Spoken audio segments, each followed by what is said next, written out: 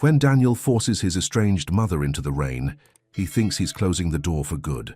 But a TV interview, a kidnapping, and a long-buried truth about his father will pull him into a deadly game of loyalty and lies. Before we get into the story, comment below where in the world you are watching from today. Rain pounded against the windows of Daniel Morgan's apartment as he watched his mother rummage through his kitchen cabinets. Helena Morgan, with her graying hair tied in a messy ponytail, pulled out another mug and added it to the growing pile of dishes in the sink. "Mom, can you please stop making a mess?" Daniel pinched the bridge of his nose. At 26, he had a good job at Riverside Financial, a neat apartment and a life plan. What he didn't have room for was his perpetually jobless mother, who seemed to create chaos wherever she went. "I'm just looking for the sugar, honey." Helena's voice had that fake cheerfulness that drove Daniel up the wall. "I thought I'd make us some tea." "I don't want tea. I want you to tell me how long you're planning to stay this time." Daniel checked his watch. He had a date with Melissa in an hour, and the last thing he needed was his mother hanging around. Helena's smile faltered. "Well, there's been a little problem with my apartment. Let me guess. You got evicted again?" Daniel didn't try to hide his disgust. "What happened to the money I gave you last month? That was supposed to cover your rent for 3 months. There was an emergency." Helena looked away, clutching her cardigan closer.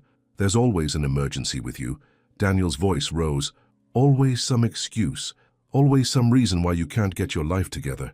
Daniel, please. I just need a place to stay for a few weeks until..." "Until what? Until you find another job you'll quit after 2 weeks? Until you meet another nice man who'll disappear with whatever money you have left?" Daniel hadn't meant to yell, but years of frustration were bubbling over. Helena's eyes welled with tears. "You don't understand. Things have been hard since your father left. Dad left 15 years ago. When are you going to stop using that as an excuse?" Daniel grabbed his phone as it buzzed with a text from Melissa. "Running late. Can't wait to see you. XO."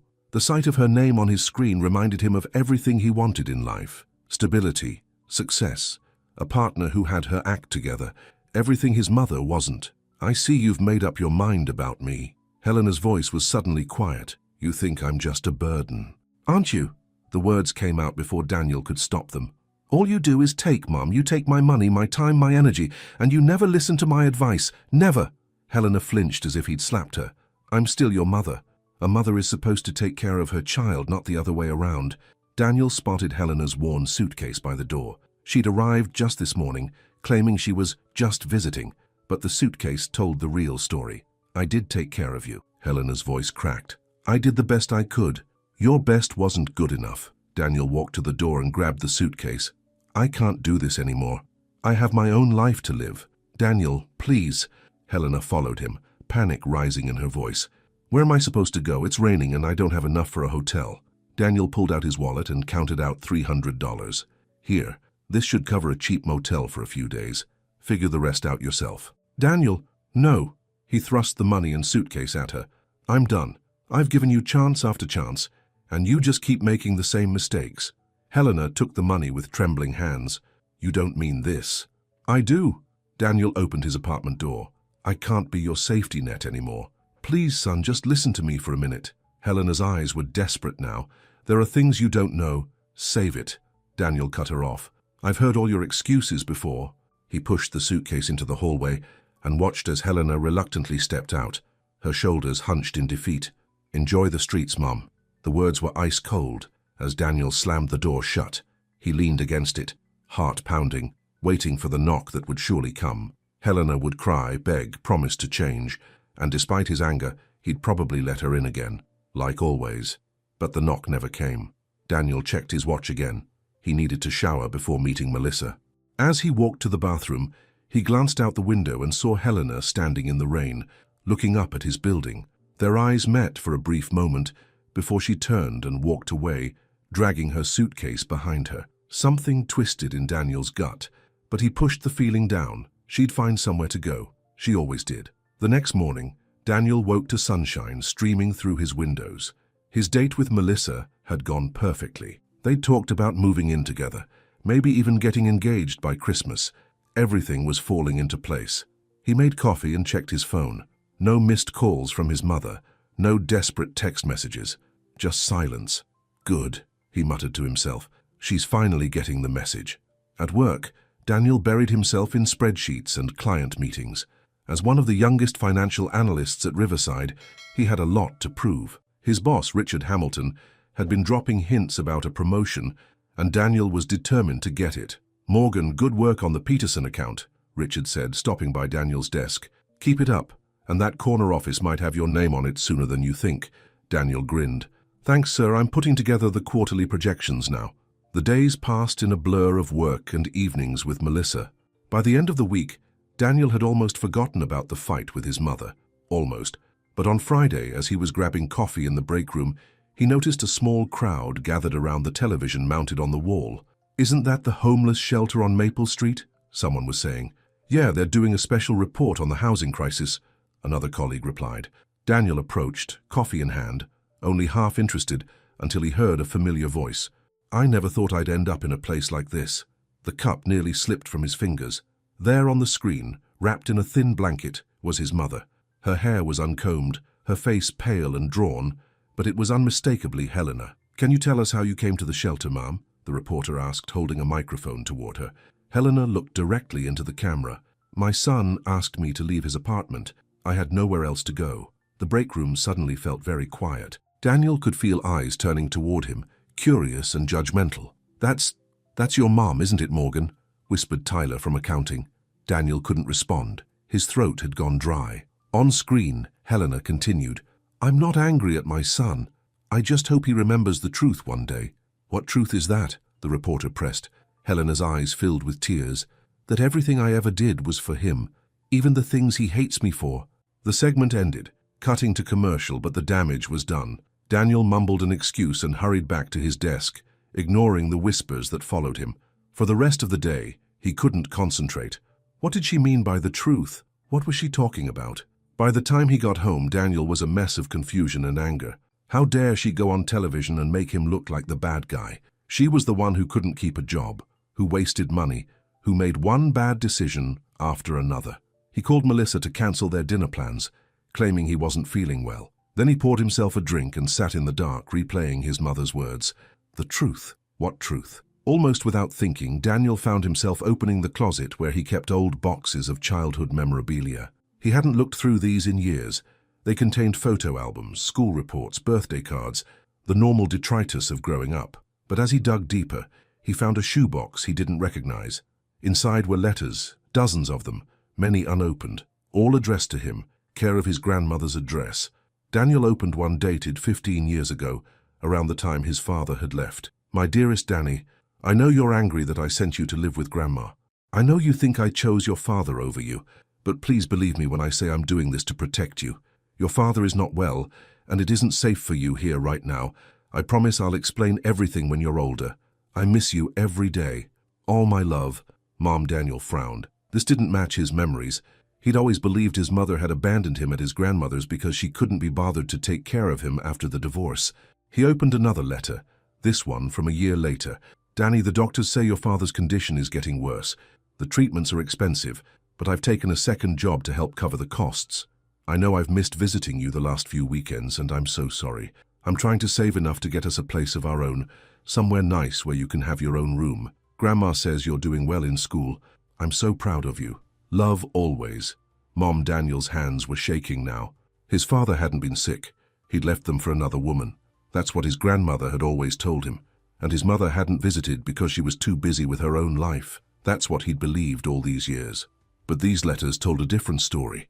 Daniel dumped the entire box onto the floor, frantically searching through the papers. There were medical bills with his father's name on them, letters from doctors. Even a few photos he'd never seen before. His mother, looking exhausted but smiling, sitting by a hospital bed where a gaunt man lay sleeping. His father. At the bottom of the pile, he found a death certificate. Robert Morgan had died 12 years ago, not abandoned them, died. Daniel sat back stunned. Why hadn't his mother told him? Why had his grandmother lied? And then he remembered his own cruel words. "Enjoy the streets, Mum." The door slamming. His mother standing in the rain. Shame washed over him, hot and suffocating. He had to find her, had to make this right. Daniel grabbed his keys and headed for the door, then stopped. It was nearly midnight. The shelter would be closed to visitors. He'd go first thing in the morning. He'd apologize. He'd listen, really listen to whatever she had to tell him. But sleep wouldn't come. Daniel tossed and turned, plagued by memories and questions. By 5 a.m. he couldn't stand it anymore. He'd go to the shelter now, wait outside if necessary. The streets were quiet as Daniel drove to the Maple Street shelter.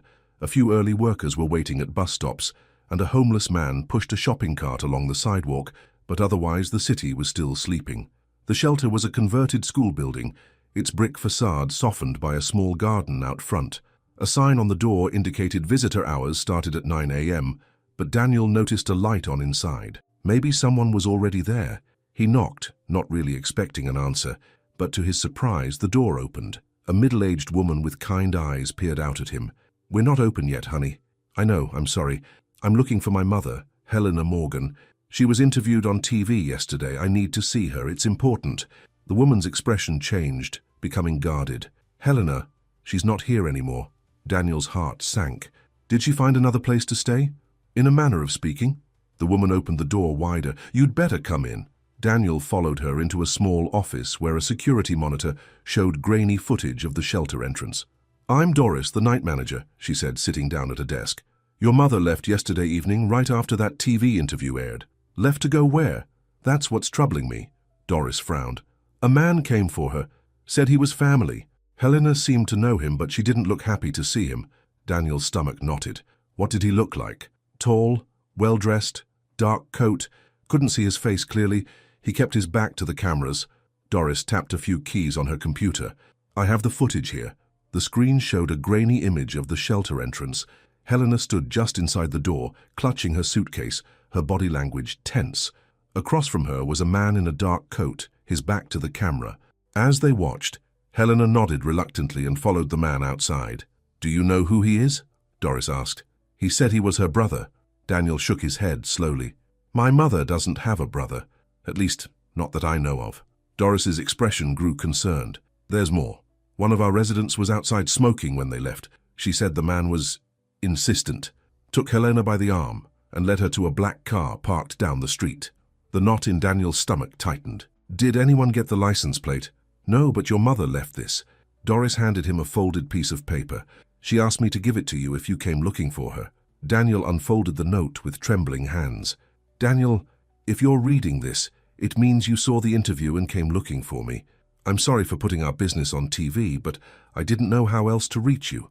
The man who's coming to get me is someone from my past, someone I never wanted to see again. But he says he has information about your father that I need to hear. There's so much I never told you, so much I should have explained. If something happens to me, go to Greta Sullivan. She was my best friend when you were little. She knows everything. I love you, son, I always have." Mom. Daniel looked up, his face pale. "I need to find her. Now." Doris nodded grimly. "I've already called the police, but they said they can't do anything for 24 hours. Said she left willingly." "She didn't leave willingly," Daniel said, his voice tight with fear and regret. "She was taken, and it's my fault." He stared at the frozen image on the security monitor, his mother following a stranger to an unknown destination, and felt the weight of his words from just days ago. "Enjoy the streets, Mom." What had he done? Daniel stood in the shelter office, staring at his mother's handwritten note, until the words blurred. Greta Sullivan. The name sounded vaguely familiar, but he couldn't place it. "Do you have any idea who this Greta Sullivan is?" he asked Doris. The shelter manager shook her head. "Your mother didn't mention any friends. She kept to herself mostly." Daniel folded the note and slipped it into his pocket. "I need to see the security footage again. Maybe there's something we missed." They reviewed the video several times. The man in the dark coat was careful to keep his face turned away from the cameras, but Daniel noticed something he'd missed before. "Stop there," he said, pointing at the screen. "Look at his hand." As the man reached for Helena's suitcase, his sleeve rode up slightly, revealing what looked like a tattoo on his wrist. "Can you zoom in?" The image was grainy, but Daniel could make out a distinctive pattern, a snake coiled around a dagger. "I've seen that before," he murmured, trying to place the memory. "Should we tell the police about it?" Doris asked. "They won't do anything yet." Daniel ran a hand through his hair, frustration building. "I need to find this Greta Sullivan person first." He thanked Doris for her help and left the shelter, the morning sun now fully risen over the city. In his car, Daniel pulled out his phone and searched for Greta Sullivan in his contacts. Nothing. He tried social media next, but there were dozens of profiles with that name. Then it hit him. If Greta was his mother's friend when he was little, there might be photos of her in the boxes he'd been going through. Back at his apartment, Daniel dumped out more of the old boxes, frantically searching through faded photographs. Most were of him as a child, birthday parties, school events, little league games. His mother was in many of them, always smiling proudly, though now he noticed how tired she looked in some, how thin. And then he found it, a photo of his mother with another woman, both laughing at a backyard barbecue. On the back was written, Helena and Greta, July 1999. Greta was a striking woman with red hair and a wide smile. Daniel stared at the photo, trying to remember her. Had she visited their home? Had he met her as a child?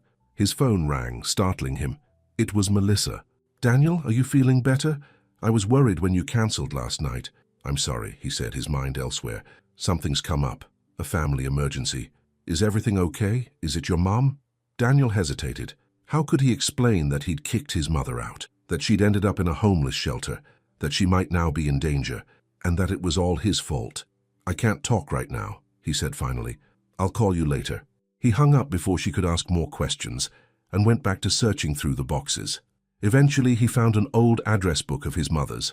Under S was a single entry, Greta Sullivan, with an address in Oakwood, a suburb about 40 minutes outside the city.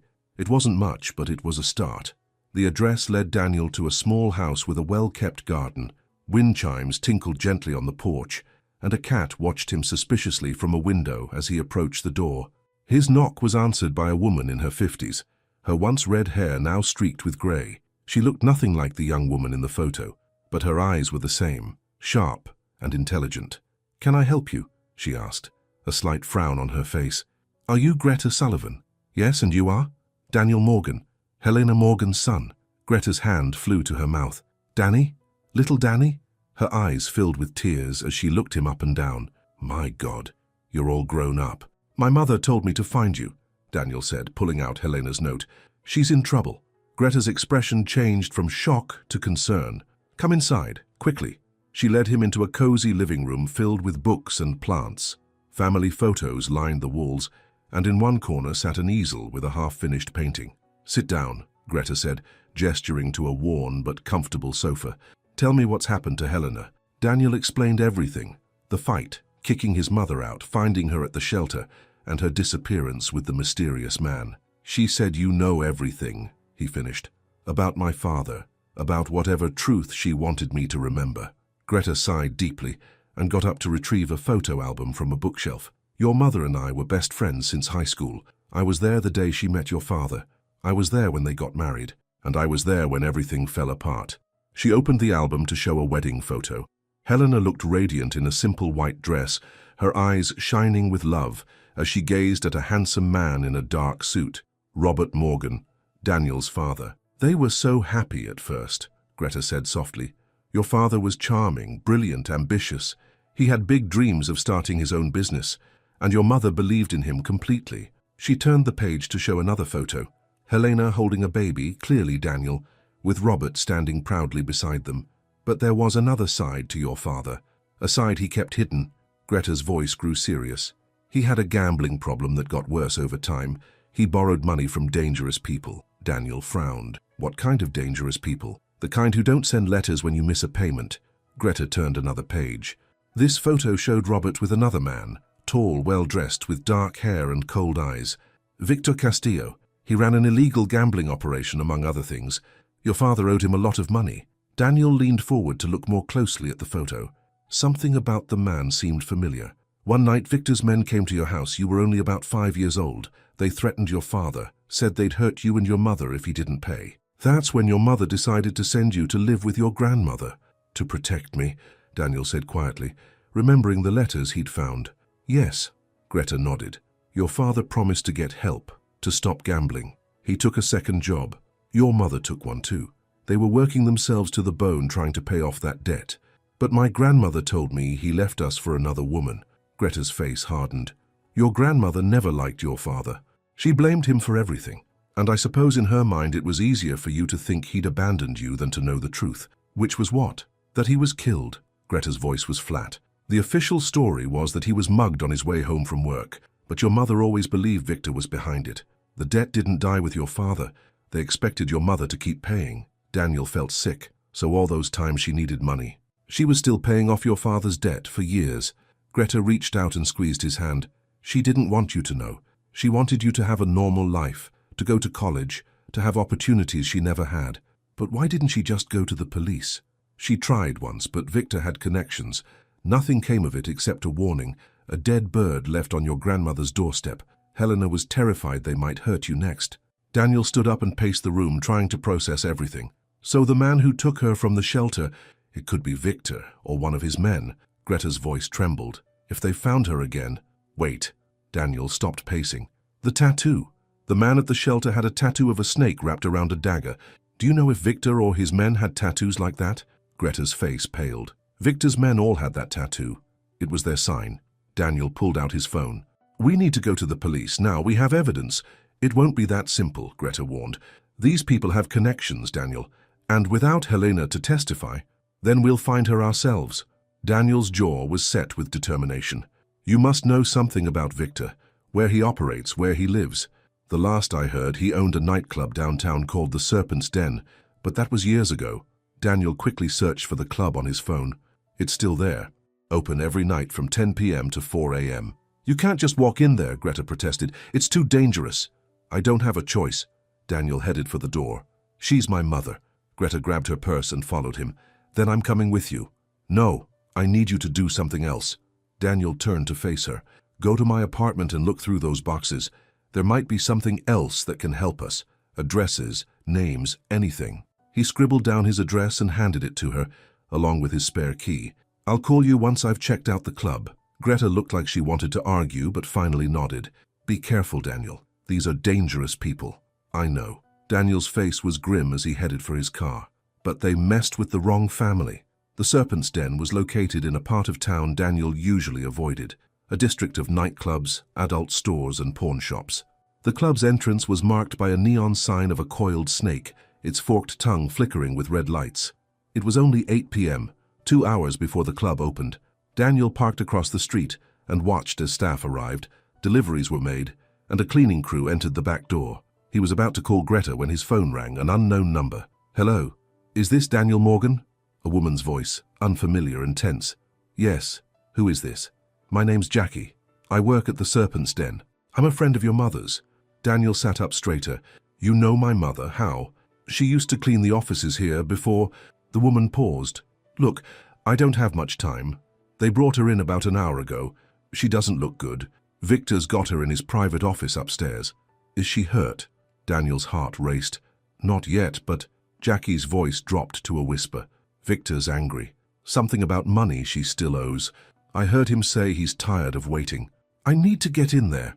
There's a service entrance in the alley. I'll leave it unlocked, but you need to hurry. The call ended abruptly. Daniel stared at the phone, wondering if it could be a trap. But what choice did he have? He called Greta quickly to update her. I think I found her. She's at the club. Daniel, wait for the police. There's no time. He ended the call and got out of the car. The alley beside the club was dark and smelled of garbage. Daniel found the service entrance, a metal door with chipped paint. As promised, it was unlocked. Inside was a narrow hallway lit by a single bulb. Music thumped faintly through the walls as the club's sound system was tested for the night ahead. Daniel moved cautiously, following the corridor until he reached a staircase. At the top of the stairs he heard voices, a man's, angry and threatening, and then his mother's, weaker but defiant. You've bled me dry for 15 years, Helena was saying. There's nothing left. That's not my problem. The man's voice was cold. Your husband made a deal. The debt passes to his family. He's dead because of you, Helena's voice broke. Isn't that enough? Not nearly.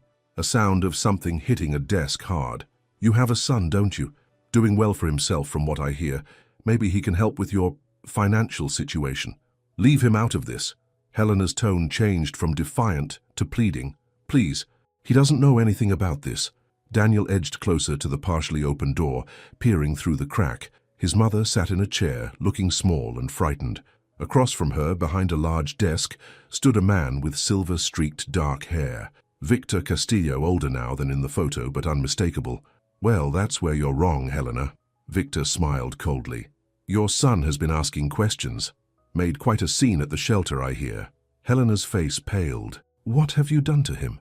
Nothing. Yet. Victor walked around the desk and leaned against it, looming over Helena. But if you don't give me what I want, that might change. I told you, I don't have anything left. You've taken everything. Not everything. Victor pulled out a piece of paper. This is a property deed to a cabin in the mountains. Robert's grandfather's place. Worth a fair bit now that the area's been developed. Helena stared at the paper in shock. How did you get that? Robert gave it to me as collateral right before his unfortunate accident. Signed it over, along with everything else he owned, including technically you and your son. That's not possible. Helena's voice shook. That cabin belongs to Daniel. It's his inheritance. Not anymore. Victor's smile widened. And since you can't pay what you owe, I'll be taking possession immediately. My lawyer has already filed the paperwork. Daniel had heard enough. He pushed the door open and stepped into the room. I don't think so. Victor spun around, surprise quickly replaced by amusement. Well, well, the prodigal son returns. Daniel! Helena tried to stand, but Victor pushed her back into the chair. Mum, are you okay? Daniel moved further into the room, eyes never leaving Victor. I'm fine. She didn't look fine. Her face was pale, with dark circles under her eyes, and her hands trembled. How touching, Victor smirked. A family reunion. But you're interrupting a business meeting. Business? Daniel's voice was tight with anger. You mean extortion? Threats? Murder? Victor's eyes narrowed. Careful, boy. You don't know who you're dealing with. I know exactly who I'm dealing with. Daniel pulled out his phone. And so do the police. I've been recording this entire conversation. It was a bluff. He hadn't actually been recording, but Victor didn't know that. You're lying. But there was a flicker of uncertainty in Victor's eyes. Am I? The police are on their way here right now. They know everything. About my father, about what you've been doing to my mother for years. Victor's hand moved toward his jacket, and Daniel tensed, wondering if he had a gun. But at that moment the door behind them burst open, and a voice shouted, Police! Hands where we can see them! Daniel turned in shock to see two uniformed officers in the doorway, guns drawn. Behind them stood Greta, her face tight with worry. This man is threatening us, Victor said smoothly, raising his hands. I was just having a business discussion with an employee. That's not true, Helena said, finding her voice. He's been extorting money from me for years. He's the one who had my husband killed. The officers looked uncertain, glancing between Victor and Helena. Check his wrist, Daniel said suddenly. All his men have the same tattoo, a snake around a dagger. One of the officers stepped forward. Sir, would you roll up your sleeve, please? Victor's face hardened. In one swift movement, he grabbed Helena and pulled her in front of him like a shield. Nobody moves, he shouted, and now there was a gun in his hand pressed against Helena's temple. Drop your weapons or she dies. The officers hesitated, their guns still raised. Do what he says, Daniel pleaded. Slowly, the officers placed their guns on the floor. Now kick them over here, Victor demanded. As one of the officers complied, Victor began backing toward a door on the far side of the room, still holding Helena. Victor, please, Greta stepped forward. This has gone on long enough. Stay back, Victor warned, tightening his grip on Helena. Daniel watched in helpless horror as Victor reached the door, fumbling behind him for the handle while keeping the gun pressed to his mother's head. You'll never get away with this, one of the officers said. The building is surrounded. Then I guess I have nothing to lose, Victor snarled. What happened next seemed to unfold in slow motion. As Victor opened the door, his attention momentarily divided, Helena suddenly drove her elbow hard into his stomach. He doubled over, the gun wavering. Daniel lunged forward, but not before Victor recovered enough to shove Helena violently through the open doorway. There was a scream, and the sickening sound of a body tumbling downstairs. Mom! Daniel's cry echoed through the room as he rushed to the doorway. At the bottom of a steep staircase lay Helena, motionless, a pool of blood forming around her head. Mom! Daniel rushed down the stairs, taking them two at a time, his heart pounding in his chest.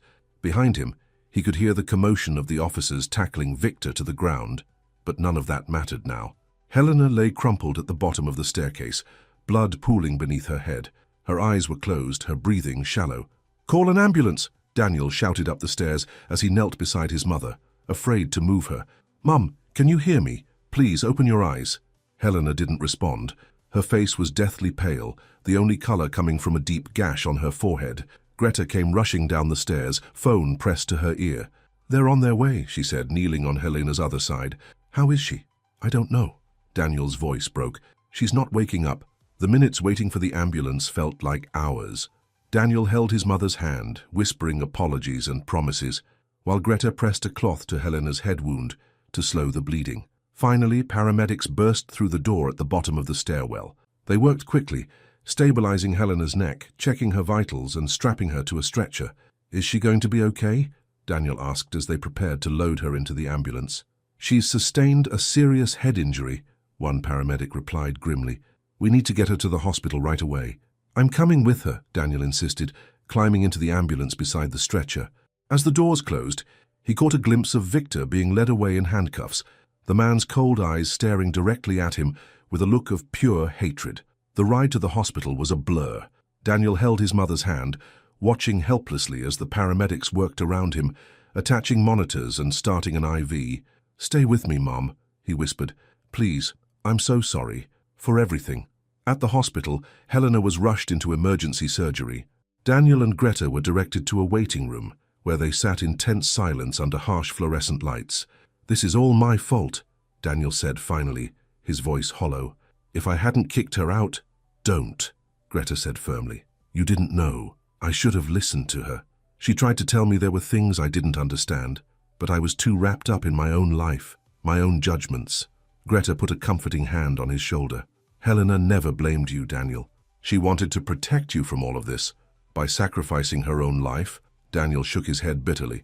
"All these years I thought she was irresponsible, that she couldn't hold down a job because she was lazy or careless, but she was working herself to the bone to pay off a debt that wasn't even hers." "Your mother is the strongest person I know," Greta said softly. "Everything she did for you." Daniel buried his face in his hands. "And how did I repay her?" "By throwing her out into the street." Before Greta could respond, the waiting room door opened, and Melissa rushed in, her face tight with worry. "Daniel," she hurried to his side. "I went to your apartment and your neighbor said the police had been there. What's happening? Are you okay?" Daniel looked up, surprised. "How did you know I was here?" "I called hospitals until I found you." Melissa sat beside him. "What's going on? Who's in surgery?" "My mother," Daniel said, his voice cracking. "She fell down a flight of stairs. It's bad, Melissa." Melissa took his hand. "I'm so sorry. Is there anything I can do?" Daniel introduced her to Greta, explaining briefly who she was. As Melissa and Greta talked quietly, Daniel's phone rang. It was one of the police officers from the club. "Mr. Morgan, Officer Reynolds here. I wanted to update you on the situation." "Did you arrest Victor Castillo?" "Yes, sir. We've got him in custody.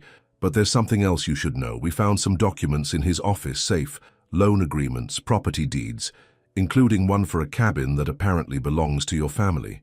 Daniel remembered what Victor had said about the cabin. "He claimed my father signed everything over to him." "That's what these documents suggest, but our forensics team thinks the signatures might be forged. We'll need to investigate further." "What about the threats against my mother, the extortion?" "We'll need her statement for that, but we did find ledgers showing payments from Helena Morgan spanning years. It's enough to hold him for now." After hanging up, Daniel relayed the information to Greta and Melissa. "The cabin," Greta said thoughtfully. "I remember that place. Your father's grandfather built it himself. Robert always talked about taking you there when you were older." "I don't understand why Victor would be so interested in it," Daniel said. "Maybe it's worth more than you think," Melissa suggested.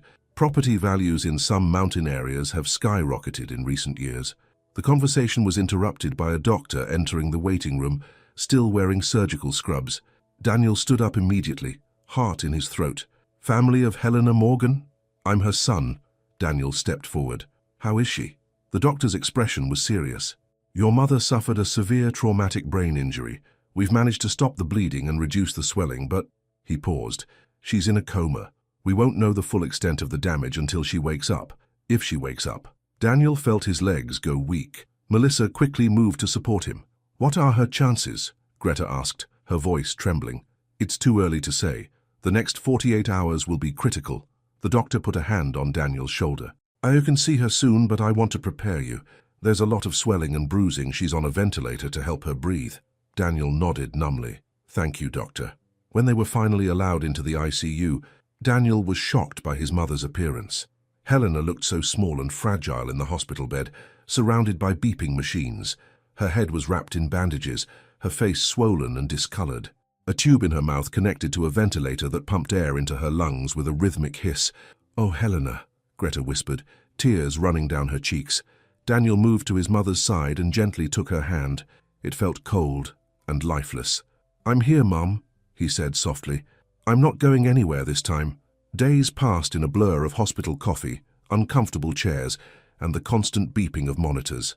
Daniel rarely left his mother's side, sleeping in the chair next to her bed. Melissa brought him clean clothes and food, while Greta helped coordinate with the police and handled calls from reporters who had gotten wind of the story. "You should go home and get some real sleep," Melissa urged Daniel on the third night. "I can stay with her." Daniel shook his head. "I can't leave her. What if she wakes up and I'm not here? She would want you to take care of yourself. I abandoned her once. I won't do it again." Melissa sighed but didn't argue further. Instead, she pulled up another chair and sat beside him in silent support. On the fifth day, Officer Reynolds visited with an update. "We've got some interesting news about that cabin," he said. "It turns out there's been significant development in that area in recent years. Luxury homes, a ski resort nearby. Property values have increased tenfold. So that's why Victor wanted it so badly," Daniel said. "There's more," Reynolds continued. "We found evidence that Castillo has been buying up properties all around that area through shell companies. There's a major resort development planned. If he had your family's cabin, it would complete the parcel he needs."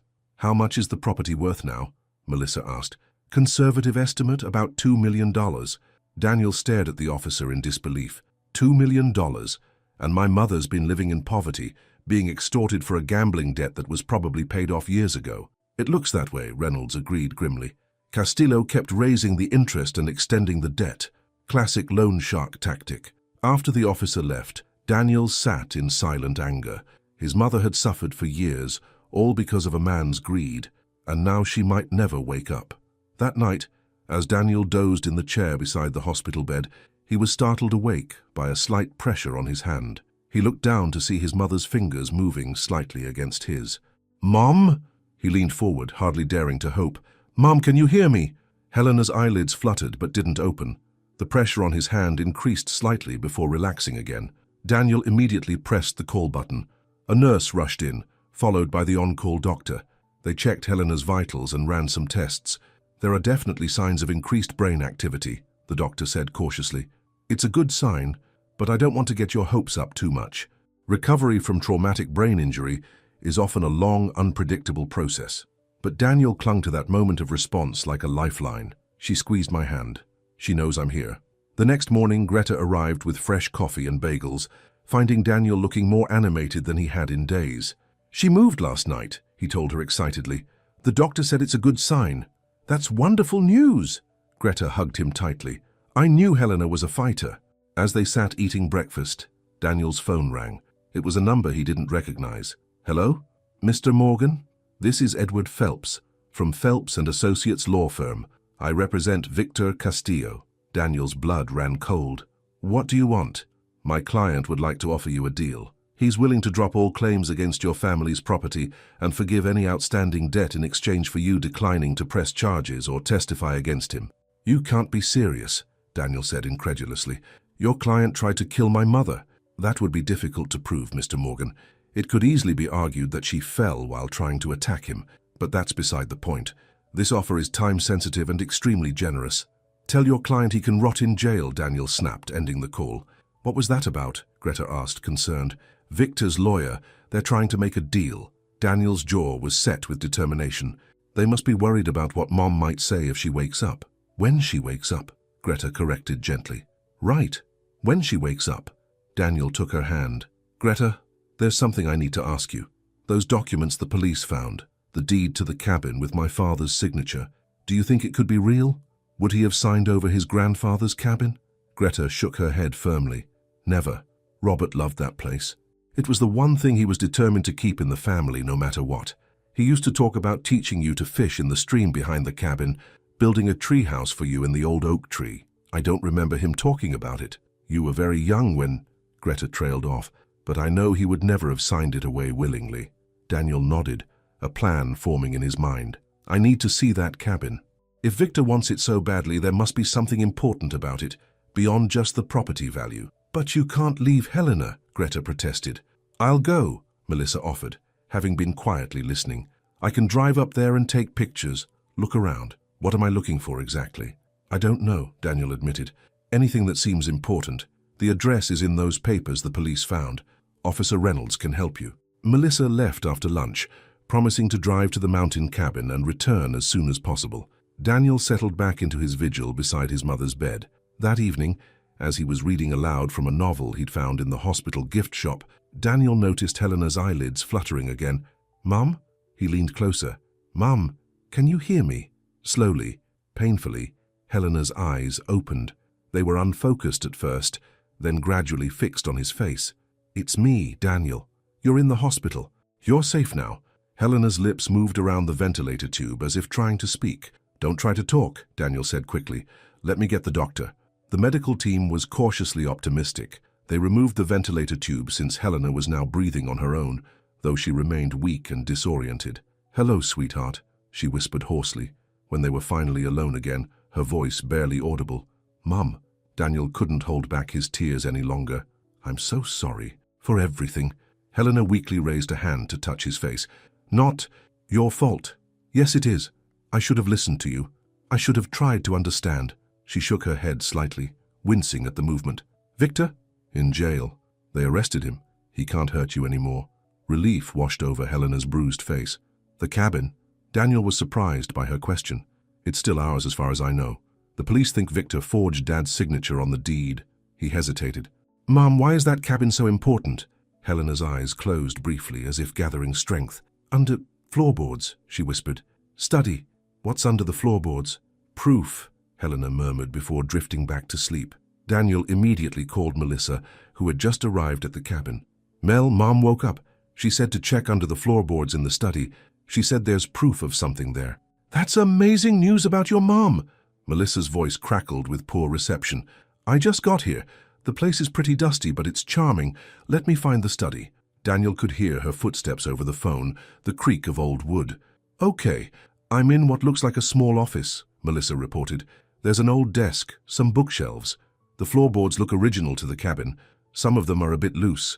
Can you check under them?" "I'll try." More sounds of movement. "I'm pulling up one of the boards now. It's pretty stuck. Wait, got it. What do you see?"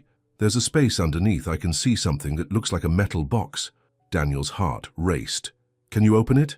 "It's locked, but..." "Hang on. The lock is pretty old. I might be able to..."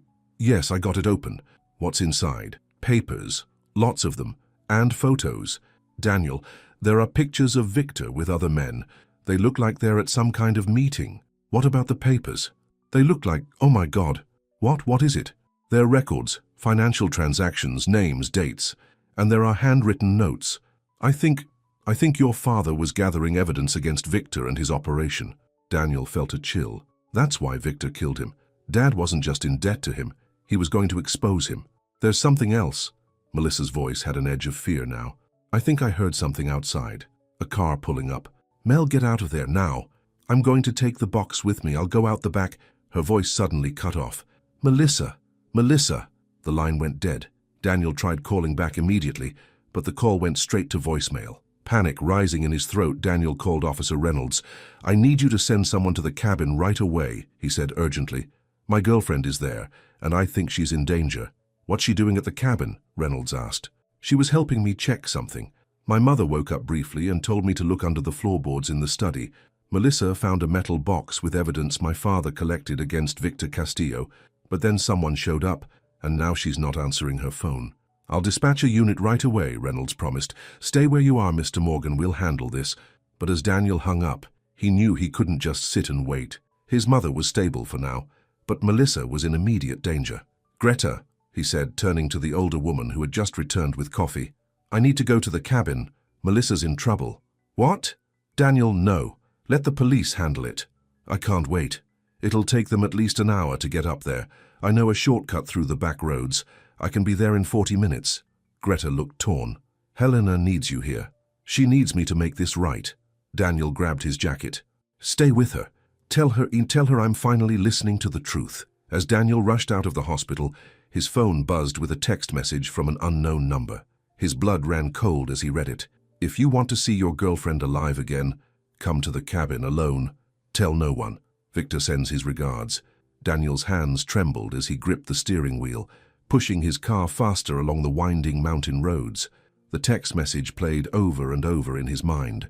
Victor might be in jail, but his reach clearly extended beyond prison walls. The cabin was located in a remote area, surrounded by pine trees and accessible only by a narrow dirt road. As Daniel approached, he cut his headlights and parked a quarter-mile away, deciding to approach on foot. The moon provided just enough light for him to pick his way through the trees. When the cabin came into view, he saw a black SUV parked outside, the same type of vehicle that had taken his mother from the shelter. Daniel crept closer, staying low. Through a window, he could see Melissa tied to a chair in the main room of the cabin. A man in a dark jacket paced in front of her, talking on a phone. Daniel recognized him as one of Victor's men from the nightclub. Looking around for another way in, Daniel remembered something from his childhood. A story his grandmother had once told him about his father building a hidden door into the root cellar, accessible from outside. At the time, he'd thought it was just a tall tale, but now, Daniel circled to the back of the cabin, searching the ground carefully. There, partially hidden by overgrown bushes, he found what he was looking for, a small wooden door set into the hillside. It was locked, but the wood was old and rotted. With a forceful kick, it splintered open. Inside was a cramped earthen cellar filled with dusty wine racks and old garden tools. A narrow staircase led up to what he assumed was the kitchen. Daniel climbed slowly, wincing at each creaking step. At the top was a trapdoor. He pressed his ear against it and listened. He could hear Melissa's voice now. "You're making a big mistake," she was saying. "The police already know about the evidence. They're on their way here right now." "Shut up," the man growled. "Once I find that box you took, we're leaving, and you're coming with us as insurance." Daniel took a deep breath and slowly pushed the trap door up an inch, peering through the crack. He was indeed looking into the cabin's kitchen. Through the doorway to the main room, he could see Melissa and her captor, whose back was to him. On the kitchen counter lay a gun, probably set down while the man had been searching the cabin. Daniel carefully pushed the trapdoor open wider and climbed into the kitchen, moving silently to grab the weapon. The floor creaked beneath his feet. The man spun around. "Who's there?" Daniel stepped into the doorway, gun raised. "Let her go." The man reached for his waistband but froze when he saw Daniel had his weapon. "Morgan, should have known you'd show up. Untie her. Now." "Daniel!" Melissa's eyes were wide with fear and relief. "There's another one." He went outside to search the grounds. As if on cue, the front door opened and a second man entered, this one taller and broader than the first. He stopped short at the sight of Daniel. "Well, well, 2 for the price of 1, the second man said with a cold smile. "Victor will be pleased." "Victor's going to jail for a long time," Daniel replied, trying to keep his voice steady despite his racing heart. "And so are you if you don't leave now." The men exchanged glances, clearly assessing their options. "The boss just wants the evidence," the first man said. "Give us the metal box, and maybe we all walk away from this." "There is no walking away," Daniel said firmly. "Not after what you did to my mother." "Your mother should have paid her debts," the second man sneered. "Just like your father should have kept his mouth shut." "So Victor did kill my father," Daniel said, the confirmation like a punch to the gut. "Accidents happen to people who dig into things that don't concern them," the man replied with a shrug. "Just like they might happen to you and your girlfriend if we don't get what we came for." Daniel's finger tightened on the trigger. "The evidence is gone. I called the police before I came. They have everything." The first man cursed. "He's bluffing." "Am I?" Daniel nodded toward the window. Those headlights coming up the road would suggest otherwise. Both men turned to look, giving Daniel the split second he needed. He lunged forward, slamming the butt of the gun into the first man's temple. The man crumpled to the floor. The second man reacted quickly, charging at Daniel like a bull. They crashed into the wall, the gun flying from Daniel's hand. The man was stronger, his fist connecting with Daniel's jaw in a burst of pain. Daniel fought back desperately, knowing that Melissa's life, and his own, depended on it. He remembered childhood boxing lessons his father had insisted on, teachings that had lain dormant in his memory until now. He dodged another punch and countered with a sharp jab to the man's throat. As his attacker gasped for air, Daniel delivered a powerful right hook that sent him staggering backward. Outside, the sound of approaching vehicles grew louder. The man glanced toward the window, then back at Daniel. "This isn't over," he growled, making a dash for the back door. Daniel let him go, rushing to untie Melissa instead. "Are you okay? Did they hurt you?" he asked urgently, working at the ropes binding her wrists. "I'm fine," she assured him, rubbing her wrists as they came free. just scared. Daniel, the evidence, where is it? I hid it in the hollow tree outside when I heard them coming. I didn't think I'd have time to get away. Daniel helped her to her feet, just as the cabin was suddenly flooded with light from police spotlights. Officer Reynolds's voice came through a megaphone. "This is the police, come out with your hands up." By morning, the cabin was a crime scene. The unconscious man had been arrested, and search teams were combing the woods for his escaped partner. Daniel and Melissa sat wrapped in blankets on the cabin's porch, giving their statements to Officer Reynolds. "The evidence you found is exactly what we needed," Reynolds told them, holding the metal box carefully. "These documents prove Victor's operation has been running for decades. Loan sharking, extortion, money laundering. And these photos show meetings with some very influential people who've been protecting him." "What about my father's death?" Daniel asked. Reynolds nodded grimly. "There's a handwritten confession in here from one of Victor's men, dated 15 years ago. Your father had been collecting evidence against Victor for months. He was planning to go to the FBI, so Victor had him killed and made it look like a mugging," Daniel said quietly. "Yes, and then continued to extort money from your mother by claiming the debt transferred to her." Reynolds shook his head in disgust. "With this evidence, Victor Castillo won't see the outside of a prison for the rest of his life." As dawn broke over the mountains, Daniel looked out at the property surrounding the cabin. It was beautiful, peaceful in a way he hadn't expected. He could understand why his father had loved this place, why he'd fought to keep it in the family. "We should head back to the hospital," Melissa said, taking his hand. "Your mother will be worried." Daniel nodded, suddenly eager to return to Helena's side. When they arrived at the hospital, they found Helena awake and more alert, though still weak. Greta sat beside her, both women looking up anxiously as Daniel and Melissa entered. "Daniel!" Helena tried to sit up, wincing at the effort. "Are you all right? When Greta told me where you'd gone—" "I'm fine, Mom." Daniel moved quickly to her side, gently pressing her back against the pillows. "Everything's okay now." He explained what had happened at the cabin, about the evidence his father had gathered, and how the police now had everything they needed to put Victor away for good. "Your father was so brave," Helena said softly, tears in her eyes. "He knew how dangerous Victor was, but he was determined to protect us, to end it once and for all." "Why didn't you ever tell me the truth?" Daniel asked. "About Dad? About the debt? About everything?" Helena reached for his hand. "At first, you were too young to understand. Then, after your father died, I was afraid. Victor threatened to hurt you if I went to the police or told anyone what had really happened." She paused. "And later, I guess I was ashamed. I didn't want you to know how bad things really were. So you let me believe the worst about you instead." Daniel's voice cracked. "Let me think you were irresponsible, that you couldn't manage money, that you were just looking for handouts. It seemed better than the alternative, putting you in danger or burdening you with the truth." Helena squeezed his hand. "All I ever wanted was for you to have a normal life, to be safe and happy. But you sacrificed your own happiness for it," Daniel said. "All these years working multiple jobs, living in cheap apartments, being threatened and extorted, while I judged you for it. You didn't know." Helena's eyes were full of forgiveness. "How could you have known?" "I should have listened when you tried to tell me. I should have given you the chance to explain." Daniel hung his head. "Instead, I slammed the door in your face. We all make mistakes, Daniel." Helena touched his cheek gently. "What matters is that you're here now." From the doorway, Melissa watched the reunion with tears in her eyes. Greta moved to stand beside her. "They're going to be okay, aren't they?" Melissa whispered. Greta nodded. "They're more alike than either of them realizes.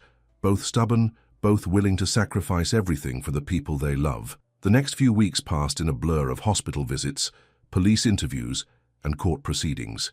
Helena's recovery was slow but steady. The brain swelling subsided, and though she still suffered from headaches and occasional memory lapses, the doctors were optimistic about her long-term prognosis. Victor Castillo's empire crumbled as the evidence came to light. His political connections abandoned him, his assets were frozen, and more victims came forward with their own stories of extortion and threats. The cabin, which had caused so much trouble, turned out to be even more valuable than they'd thought. A developer offered $3 million for the property, eager to complete the resort project that Victor had been planning. "We don't have to sell," Daniel told his mother as they sat in her hospital room discussing the offer. "The cabin is yours. Dad wanted to keep it in the family." Helena smiled thoughtfully.